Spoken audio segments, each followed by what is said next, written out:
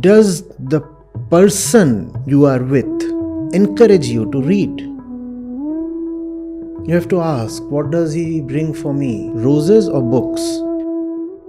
If someone has a stake in making you better, that person will push you towards books. Books are what we all need.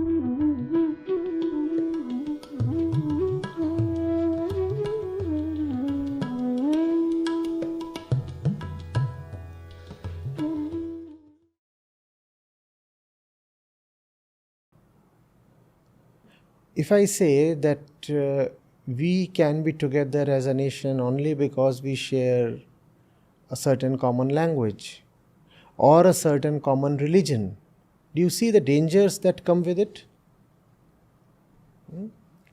Or we are one nation because we are Aryans. That's how much of Germany wanted it in the 30s and 40s. So that's the reason why nationalism, like any other ideology, becomes problematic. However, there is a very distinct kind of nationalism that can be very virtuous. But only that kind of nationalism. A nationalism that is not divisive. A nationalism that is not founded on what separates the two of us, instead founded on what unites the two of us. Think of the various kind of nationalities you know of. Are they not all founded on divisions? A group of people, they get together and they say, we are a nation. We are a nation because we have a common shared characteristic. And therefore we are separate from somebody else. Think of why India had to be politically divided. What was Jinnah's argument? What was the two-nation theory? He said Hindus and Muslims, they are not just two different religions. They are two different nations because everything about them is distinct, exclusive. So when you have a nationalism that is founded on differences, then nationalism becomes toxic, violent, and leads to horrible consequences. So we are saying, let there be a nationalism that is not founded on the differences between man and man. Instead, it is founded on what is common between you and me, man and man. Now, what is it that we share? Now that takes us into philosophy, rather metaphysics. What is common between the two of us? If you look at one person and then at another, you would only perceive differences, right? Even if you say that they share a common language, the dialect or the accent would be different. Even if you say that they share a common religion, yet they might be investing themselves in different stories or different verses or different gods. So, by definition, one person is always very distinct from the other, and the differences are countless. Man is different from woman, is he not? The young person is different from the old person. The rich says he is different from the poor. Right? The ones living in the East say we are different from the Westerners. Pakistan got made on the basis of religion, but then had to be divided on the basis of language. So differences never end. You find one commonality, and behind that commonality, there would be 10 differences lurking. The moment you found your nationalism on something that is not absolutely universal, you are just inviting discord, strife, hatred, limitations. And none of that is any good, obviously. Are you getting it? Huh? So, the Germans say we are one people, the French say we are another people. The Brits say, oh, we belong to Europe, but we still are a distinct class. We don't even want to be a part of the Euro.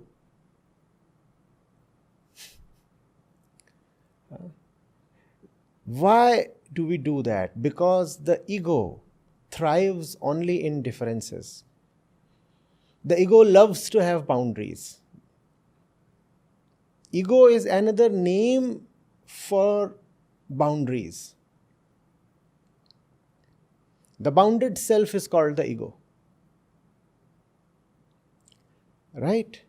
So most of the nationalism that you see actually arises from the ego and is therefore not auspicious at all. You need a nationalism that arises from something beyond the ego.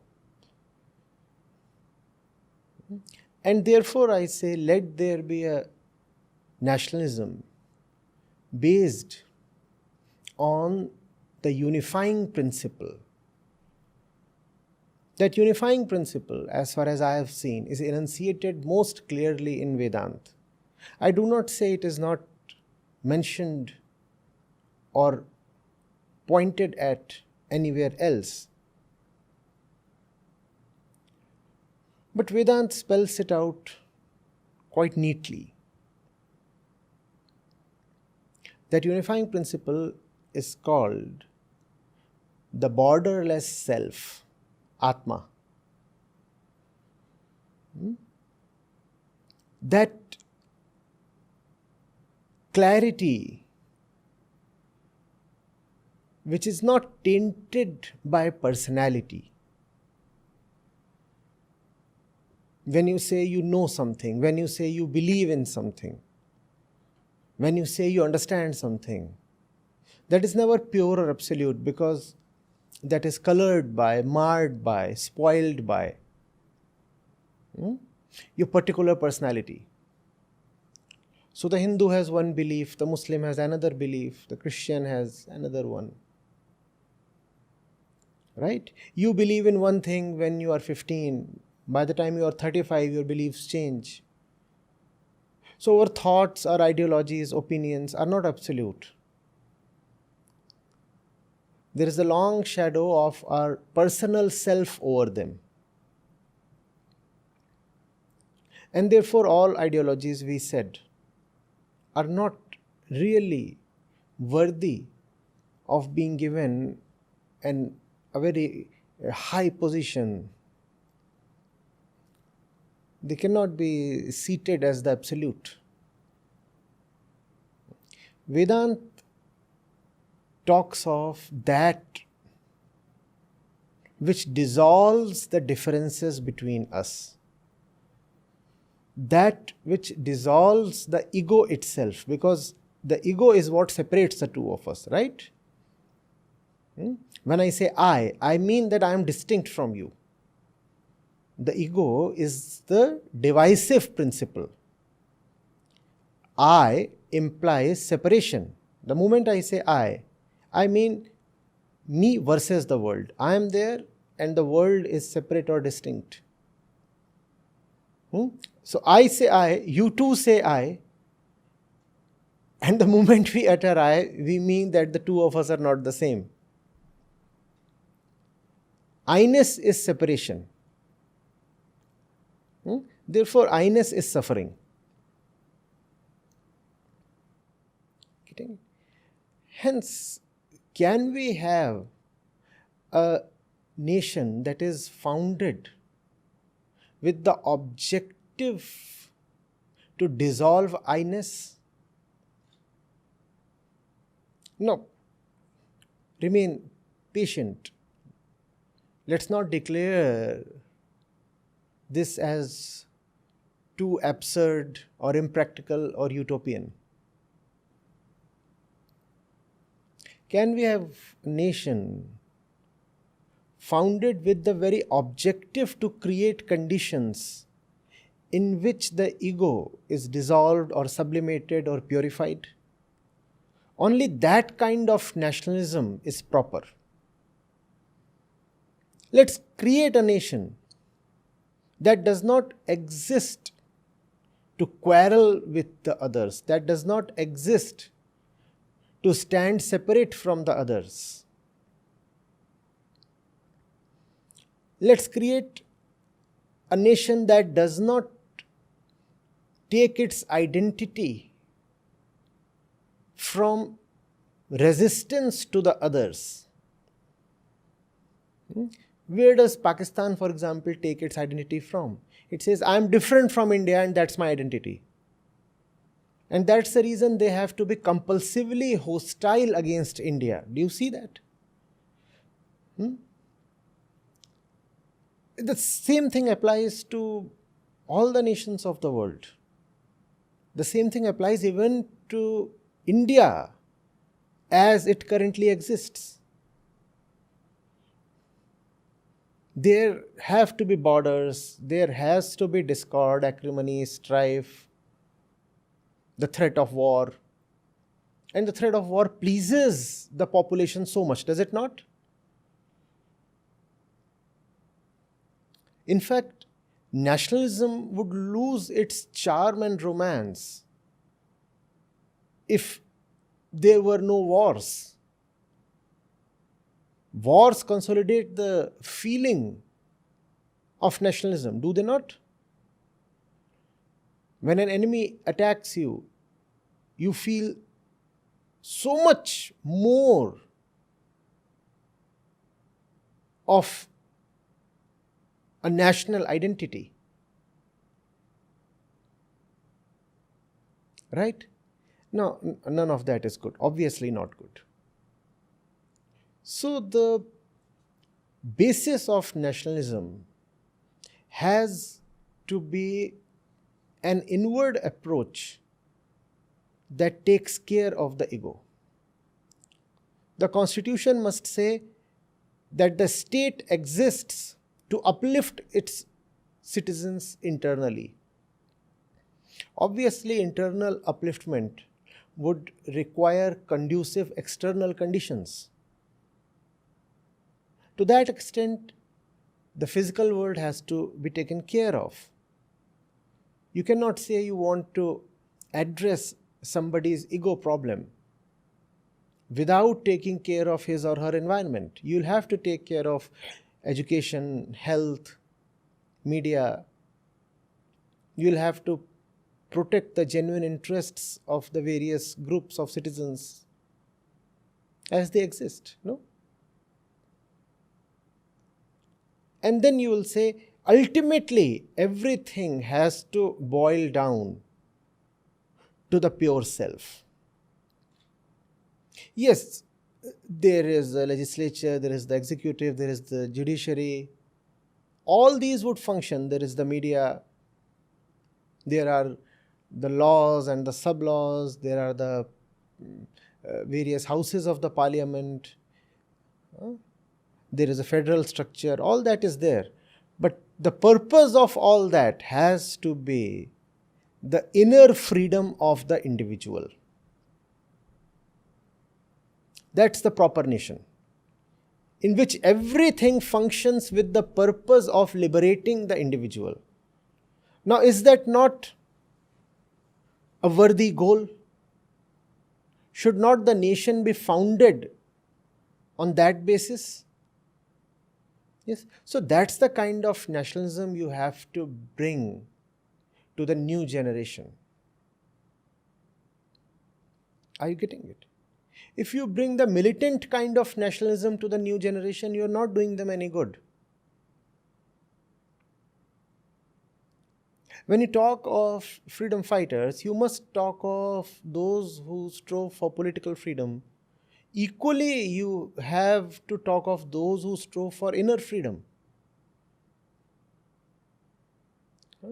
Otherwise, it becomes just a case of one people fighting the other people out of hatred, resistance, and otherness. And that leads to a lot of falseness, artificiality. Then you have to ignore the facts, you have to rewrite history, you have to weave narratives, you have to somehow manage to cast imagination as facts. And all that is quite childish and funny, right? Except for the fact that it can lead to terrible consequences.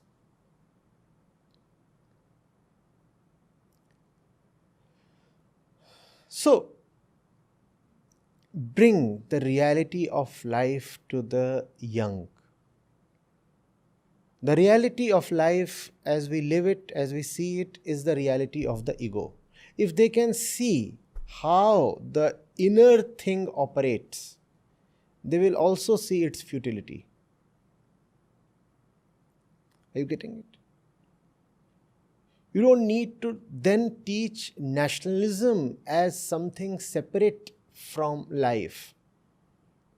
If they can see how life is founded on division and strife and suffering, then they'll want to end it, right? And when men get together in their common mission of ending suffering, a noble nation is born. Don't you want that kind of nation? People are getting together so that they can together eliminate the suffering of mankind. And since they are getting together, they constitute a nation. Will that not be a very, very noble and desirable nation? Please tell me. Yes? Or would you want people to get together to pelt stones on some other group? Is that the kind of nationalism that you want? It could be stones when it comes to small groups, and it becomes missiles when it comes to large and powerful groups, right? 20 people on one side pelt stones on 20 people on the other side. And when these 20 people become a nation of 20 crore people, then they pelt missiles on the other 20 crore people, right? And they also then get together and form groups and coalitions. So Russia is scared of the NATO. And different kinds of groupings are happening, all with the purpose of defending the self and defeating the other. And the more that happens, the more we come closer to catastrophe as a people. Are you getting it? We do not want to repeat history. In history, nations have never been founded on the right basis. And therefore, those who could understand life, like we said Tagore, had to reject nationalism. They said nationalism is the worst kind of toxicity. Let's not reject nationalism per se. Let's just say, let there be an all-embracing nationalism. Let there be a unifying nationalism. Let there be an enlightened nationalism.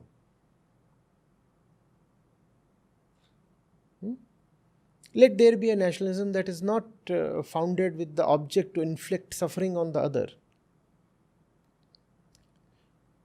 You can inflict suffering on the other only if you do not see that you and the other are the one.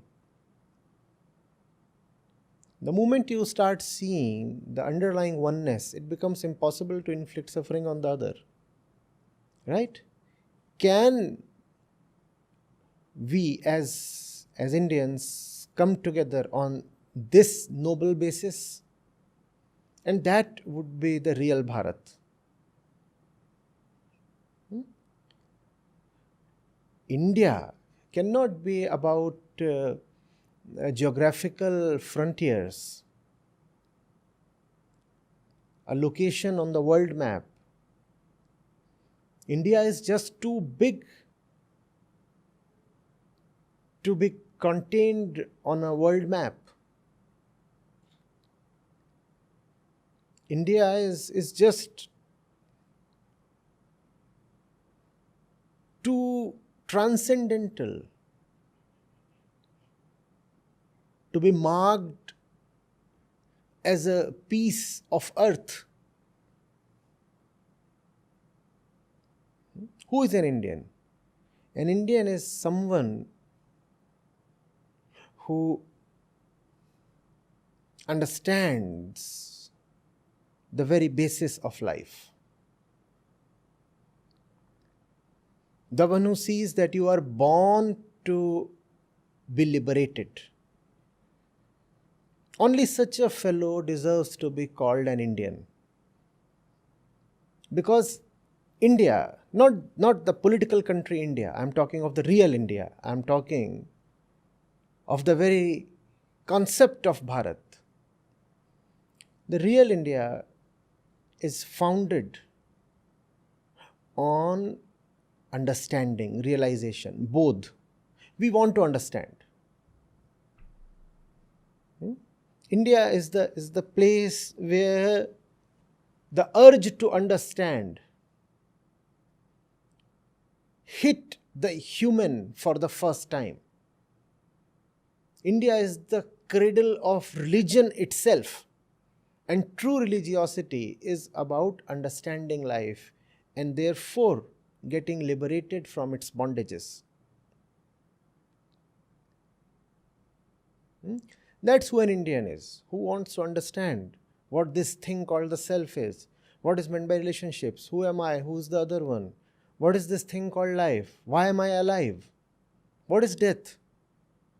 Only someone who is conscious enough, keen enough, and courageous enough to go into these questions deserves to be called an Indian. And that's the kind of nationalism we need. A nationalism founded on understanding. From where I am looking, 140 crore people do not deserve to be called as Bharatiya. They may continue to hold the Indian passport, that's a separate matter. But when it comes to being Indian nationals, well, that's a very elite thing. That's a thing that requires a lot of qualification. Being a citizen is another matter. Desh and Rashtra are not the same.